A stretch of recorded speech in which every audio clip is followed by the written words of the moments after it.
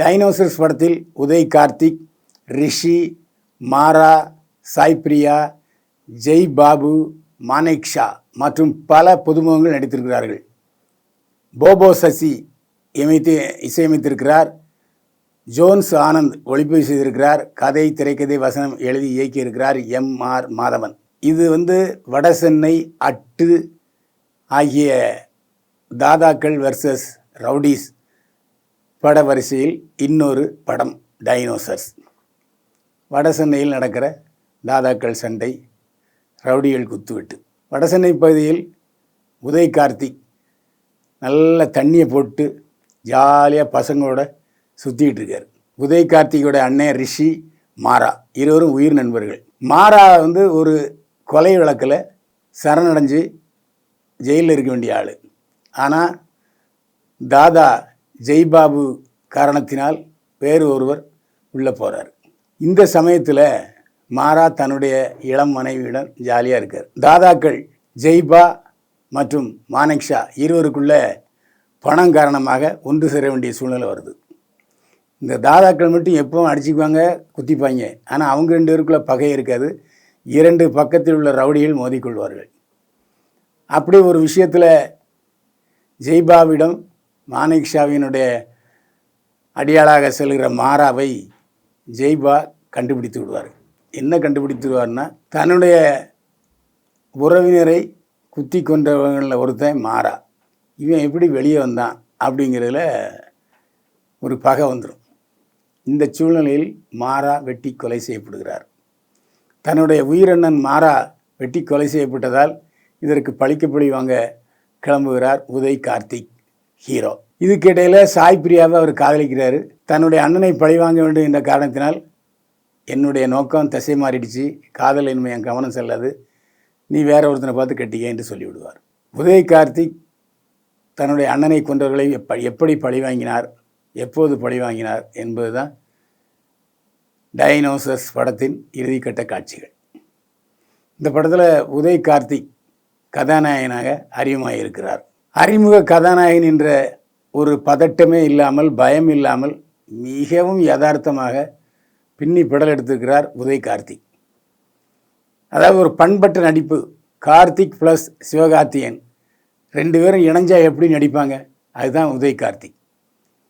காதலிக்கும் போதும் சரி, ரவளியோட மோதும் போதும் சரி, அண்ணன்கிட்ட பதவிசாக நடக்கும் போதும் சரி, மிக அருமையாக நடித்திருக்கிறார் உதய் கார்த்திக். இனிமேல் இவர் பல படங்களில் நாம் குணச்சித்திர கதாநாயகனாக பார்க்க வழிவகுத்திருக்கிறார் உதய் கார்த்திக். மாரா தன்னை தாதா கண்டுபிடித்து விட்டார் என்றதும் ஒரு பதபதப்பு, எப்படி அந்த இடத்துல மீளப் போகிறோங்கிற ஒரு துடிதுடிப்பு, வீராவேசம் எல்லாம் மாரா மிக அழகாக பாவனையில் வெளிப்படுத்தி இருக்கிறார். மாரா மட்டுமில்லை, இந்த படத்தில் நடித்த அனைவருமே புதுமுகங்கள் தான். ஆனால் அவர்களுடைய பொட்டென்ஷியாலிட்டியை முழுமையாக கொண்டு வந்திருக்கிறார் இயக்குனர் மாதவன். எந்த ஒரு நடிகரும் புதுமுகம் என்பது கண்டுபிடிக்கவே முடியாது.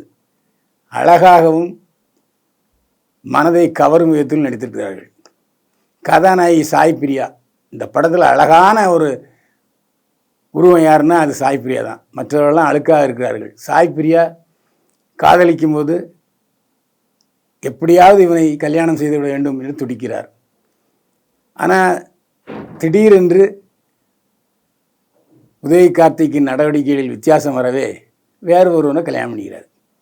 ஆனால் சும்மா இல்லை, அந்த காதலுடன் பைக்கில் உதய் கார்த்திக்கிடம் சொல்கிறார், இந்த மாதிரி நான் இவனை கட்டிக்க போகிறேன் அப்படின்ட்டு.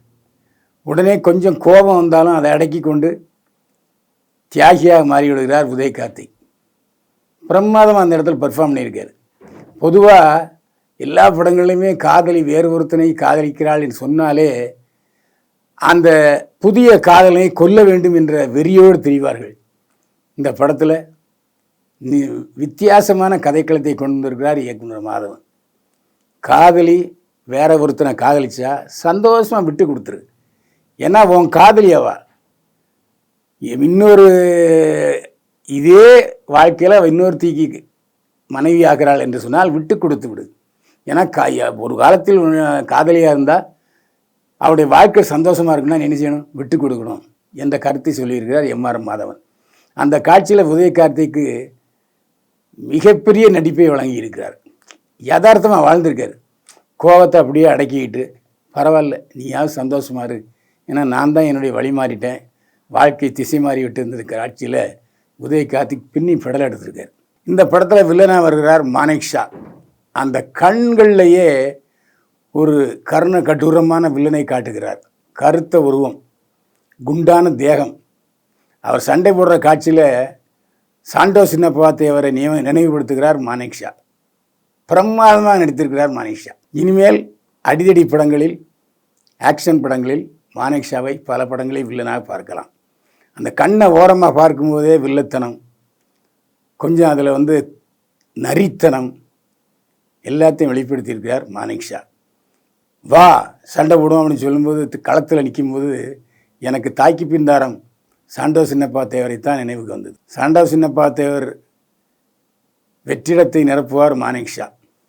இன்னொரு தாதா ஜெய்பா, தாடி வச்சுக்கிட்டு கிழவனா கரகரத்த குரலில் பேசும்போது ஜெய்பா ஒரு கிழவனுக்குள் இப்படி ஒரு வில்லனா என்று கேட்க வைத்து விடுகிறார், திகைக்க வைத்து விடுகிறார். இந்த படத்தில் போபோ சசி இசையமைத்திருக்கிறார். 2 பாடல்கள், ஆனால் பின்னணி இசையில் பரபரப்பூட்டி இருக்கிறார்.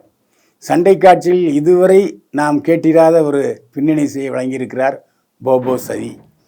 போபோ சசியை பின்னணி இசைக்காக எவ்வளவு வேண்டுமானாலும் பாராட்டலாம். ஜோன்ஸ் ஆனந்த் ஒளிப்பதிவு செய்திருக்கிறார். பிரமாதமான ஒளிப்பதிவு. அதாவது ஒரு கதைக்களத்துக்கு என்ன லைட்டிங் தேவையோ, என்ன சீனுக்கு எந்த மாதிரியான ஒரு ஃபீலிங் நமக்கு வரணுமோ அதை ஒளிப்பதிவில் காட்டியிருக்கிறார் ஜோன்ஸ் ஆனந்த். இந்த படத்தை பொறுத்தவரை மற்ற படங்களிலிருந்து வடசென்னை, அட்டு, இந்த மாதிரி அதிரடி படங்களில் வித்தியாசம் என்னென்னா வசனம் தான். எம்ஆர் மாதவனின் வசன வீச்சு அட்டகாசம். ஒவ்வொரு காட்சியிலையும் ரசித்து வித்தியாசமான வார்த்தைகளை போட்டு நம்முடைய மனதை கவர்கிறார். வசனங்கள் குத்தீட்டியாக பாய்கின்றன. எம்ஆர் மாதவனுக்கு அதற்காக தனி சபாஷ் போட வேண்டும். படத்தை எந்த இடத்துலையும் தொய்வில்லாமல் விறுவிறுப்பாகவும் பரபரப்பாகவும் கொண்டு போயிருக்கிறார். ஒரு அதிரடி ஆக்ஷனுக்குரிய ஃபார்முலாவை முழுமையாக ஃபாலோ பண்ணியிருக்கிறார் எம்ஆர் மாதவன். டைனோசர்ஸ் திமிரான அழகான சண்டை படம், அதிரடி ஆக்ஷன் படம். தியேட்டரில் போய் இந்த படத்தை பார்த்தீங்கன்னா மனம் குதூகலிக்கும். பைல்வான் பார்வையில் டைனோசர்ஸுக்கு 100க்கு 45 மதிப்பெண்கள்.